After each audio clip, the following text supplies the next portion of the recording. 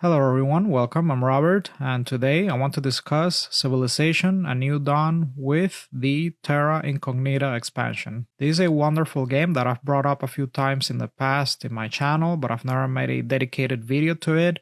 So now I'm gonna discuss what it's like playing it solo and why I like it so much. And the reason why this hit the table recently, it's because of all the talk about Civilization 7 earlier this year. I'll also discuss the merits of just the base game in case that you're interested, but I'm mostly going to focus on what the experience is like when you add the expansion.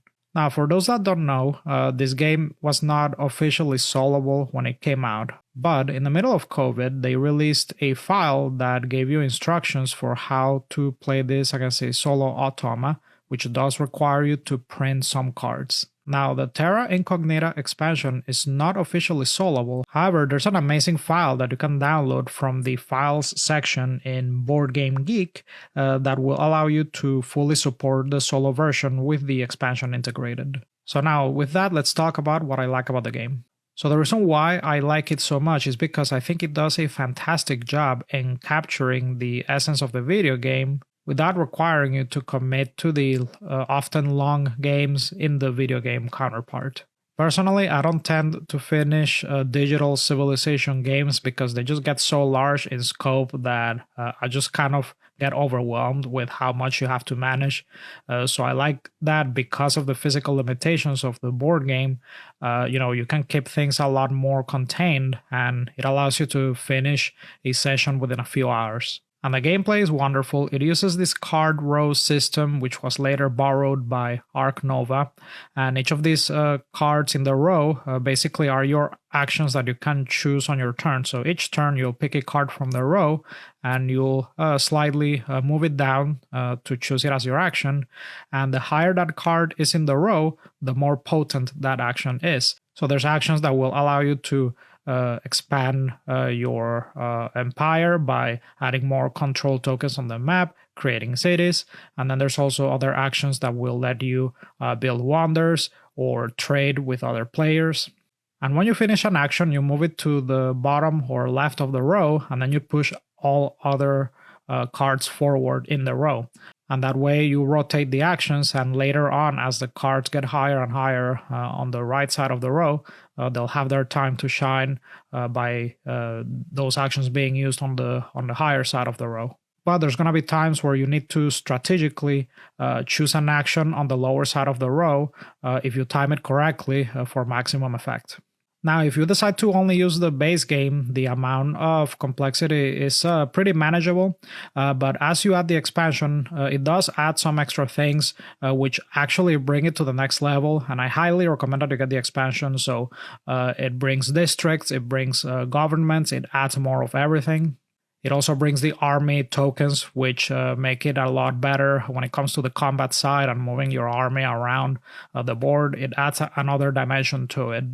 But I do remember prior to adding the expansion, just enjoying the simplicity of the base game. So you can totally just keep it contained to the base game if you want.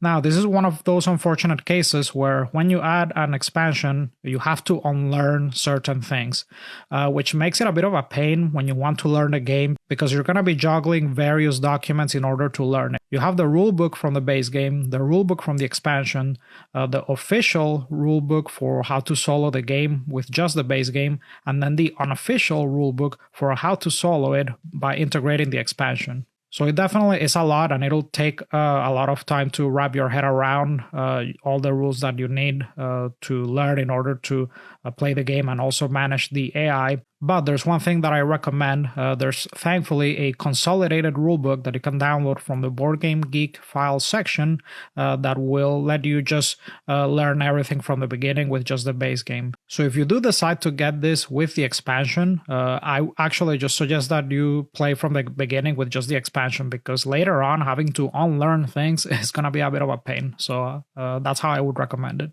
And yeah, especially during the first few games, there's going to be a lot of referencing the rulebook. Even I, who's played the game for a few years now, because I pulled it out recently, those first couple of games are going to be a bit tough going back between the different rulebooks because there's tons of little things, especially when controlling the bot. But just to give you a heads up, these games are on the longer side. Expect to be playing this for 3 to 4 hours, so it could be almost day-long endeavor, and that's assuming that you already are familiar more or less with the rules.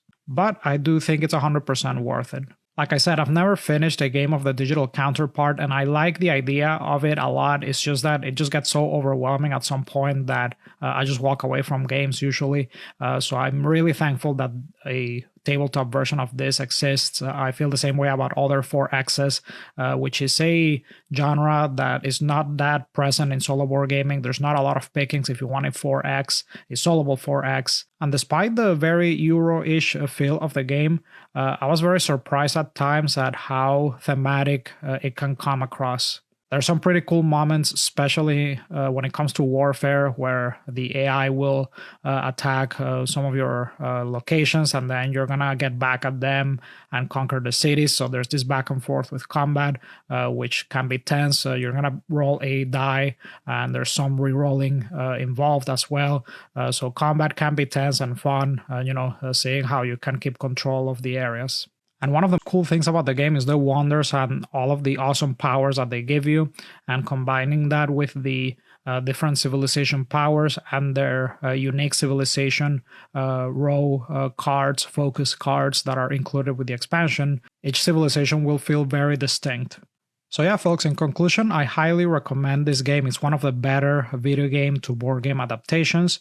Just be prepared to spend a lot of time juggling between the different documents, learning the ins and outs of the system, and on top of that, learning how the bot works, and the fan-made file that will allow you to integrate the expansion for solo play. But I think it's 100% worth it.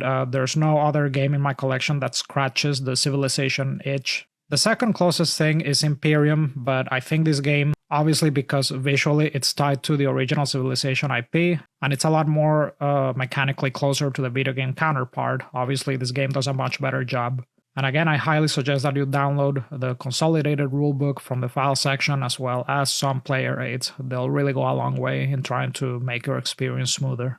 The game also has a gorgeous presentation and components, and it also has a pretty decent table footprint considering the big experience that it offers. And there's just so much variety from various aspects. First, there's the Wonders deck that will vary every game. Also, the civilization that you pick, as well as the map that is generated. And there's a pretty cool exploration element where, the map will expand as the game progresses, which, just a little note, the exploration of the map is actually an element from the expansion. The map is more or less fixed if you just play with the base game.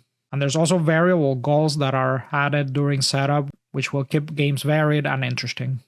So yeah, folks, those are my thoughts on Civilization: A New Dawn with the Terra Incognita expansion, one of the evergreen games in my collection that I enjoy to this day.